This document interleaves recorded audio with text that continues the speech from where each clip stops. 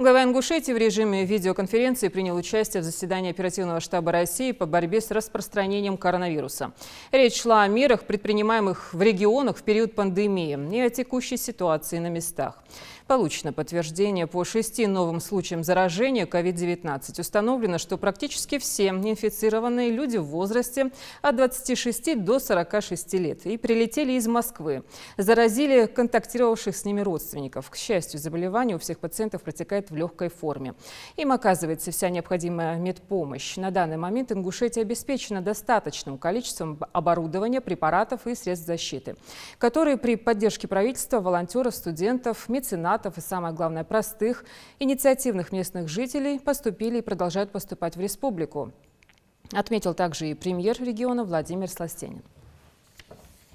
Сегодня у нас состоялся очередной штаб под руководством главы республики Калиматова Махмуда Али Макшариповича. В связи с продолжением режима самоизоляции, который решено продлить до 30 апреля, в республике предпринимается ряд мер, не только медицинской помощи. Были получены денежные средства специально на финансирование работу врачей, именно тех врачей, которые работают в контакте с больными. Данные денежные средства тоже доведены до Министерства здравоохранения, будут составлены списки, и люди получат денежное вознаграждение за этот самоотверженный труд. Я сегодня благодарю депутатов Народного собрания, что они собрались на внеочередное заседание и сегодня приняли закон Республики Ингушетия о ежемесячной денежной выплате на ребенка в возрасте от 3 до 7 лет. Данные денежные средства будут начисляться с 1 января и выплачиваться уже с 1 июня. На эти цели в бюджете предусмотрено республике и софинансирование 1 200 000 000. Мы одна из первых республик, которые приняли такой закон даже в условиях вот этого ограниченного передвижения. В республике под эту категорию подходит порядка 20 000 граждан. Правительство страны приняло решение, что пособие по безработице будет приравнено к размеру минимального прожиточного минимума, а именно 12 130 рублей. Денежные средства тоже зарезервированы на выплату пособие по безработице. Это в месяц порядка 85 миллионов из бюджета. Автоматически на 6 месяцев продлили все социальные гарантии, то есть не надо собирать новые справки.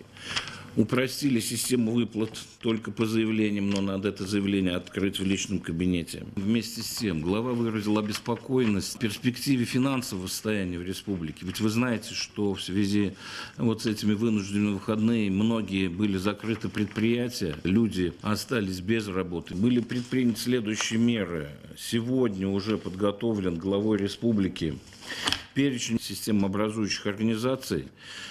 То есть те предприятия, которым мы сегодня разрешаем работать, и люди выйдут, и это будет продолжена занятость населения, и это окажет социальную стабильность. Это наши крупные предприятия, и Ингушнефть, и Техстрой, и РИАК, и Садгигант. Все понимают, что предприятия должны работать, люди зарабатывать деньги. Вместе с правительством страны, наше правительство заботится о бизнесменах.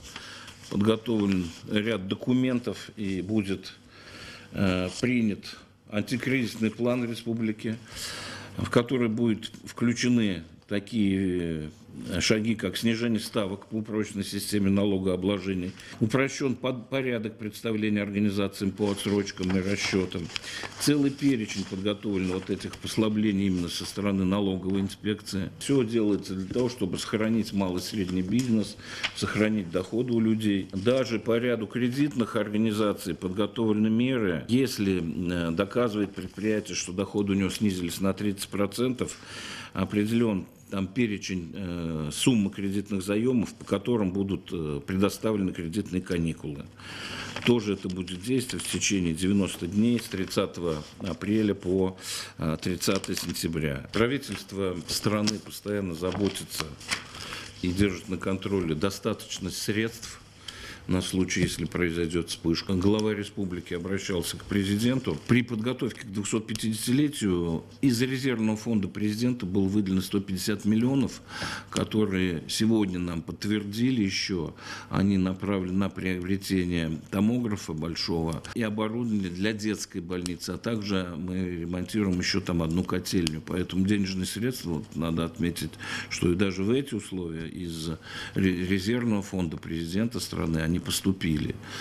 Ну и также мы сегодня прорабатываем заявку на строительство детской инфекционной больницы, которой у нас в республике нет. И сегодня вот над этим глава работает. Мы сейчас там договариваемся с Министерством экономического развития, чтобы нашу заявку включили уже на этот год. Еще раз обращаемся ко всем жителям нашей республики сохранять режим самоизоляции.